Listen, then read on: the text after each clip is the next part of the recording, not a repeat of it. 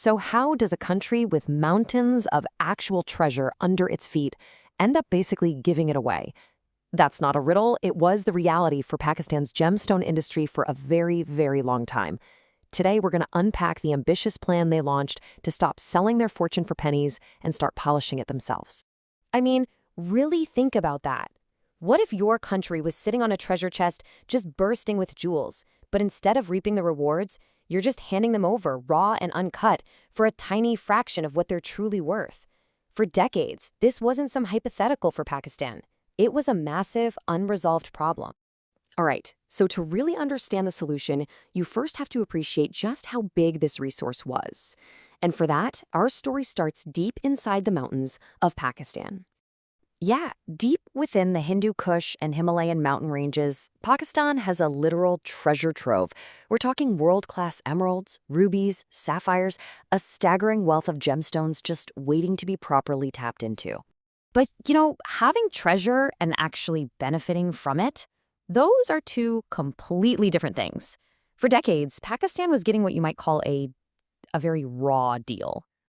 For years and years, these beautiful, valuable stones were just dug up and shipped out completely unprocessed. It's kind of like harvesting the world's best cocoa beans, but then you just sell the beans raw and let somebody else make all the money from the fine chocolate. All that incredible potential for added value was just gone. And listen, this wasn't just some problem from the history books. As recently as 2017, the numbers were just stark. A whopping 65% of all gemstone exports were still leaving the country raw. That's a huge majority, and it represents a massive, massive loss. And don't just take my word for it. Officials on the ground were saying the same thing. This quote from 2017 really drives it home. Not only were the gems being sold raw, but at extremely cheap prices. A gigantic economic opportunity was just vanishing into thin air. So when you've got that kind of economic leak, you know something has to change, right? The government realized a fundamental shift in strategy was needed. It was time to forge a new plan. And that plan, well, it had a name. The Pakistan Gems and Jewellery Development Company, or the PGJDC for short. It was set up back in 2006, and this government company was created with one very specific goal: fix this exact problem and build up the entire industry, from the moment a stone comes out of the ground to the moment it's sold in a market. And let me tell you, they were not thinking small. Their official mandate was nothing less than to transform Pakistan into an internationally competitive, world-class hub for high-value gem cutting and jewelry manufacturing. Go big or go home, right? So how in the world do you even begin to do something that huge? Well, they started by adopting a really smart, comprehensive strategy that covered every single part of the process. Their entire philosophy was captured in this one powerful phrase: mine to market. The idea was simple but revolutionary. Stop just focusing on digging stuff out of the ground and instead enhance every single step of the process that adds value to the final product. And the strategy was basically a four-pronged attack. First, you've got to develop the skills of your workforce. Second, give those skilled people modern technology to work with. Third, you have to guarantee the quality of their work.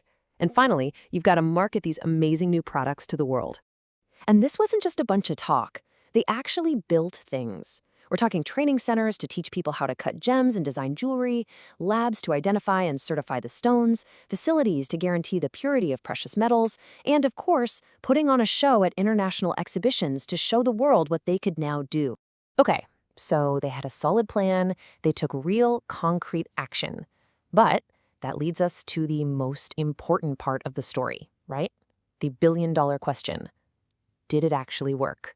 So let's look at the numbers. We're going to compare the situation before the PGJDC got started, so pre-2006, with the impact just a few years after it was created.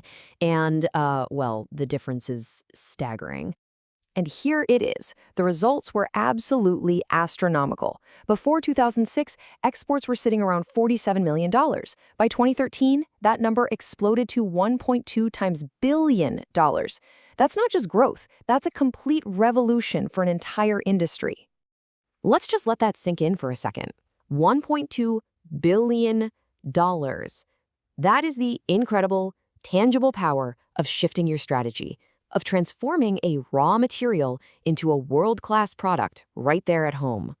But, of course, a success story this big is rarely the final chapter. Even with that phenomenal growth, that core issue hadn't been completely wiped out. The fact that raw exports were still a major problem in 2017 showed that the work was far from over. So, the path forward became pretty clear. The next phase of the plan had to focus on finally tackling that stubborn 65% raw export problem, pushing for better skills and tech right at the source, in the mines themselves, and aiming for an even more ambitious target, $1.5 billion in annual exports. And that's really where this leaves us. The initial results were absolutely incredible, a powerful testament to what a focused, value-add strategy can do. But now, having proven the concept works, can the nation continue to polish its own strategy and truly realize that original, ambitious vision? The potential is clearly there, but the real work, as always, continues.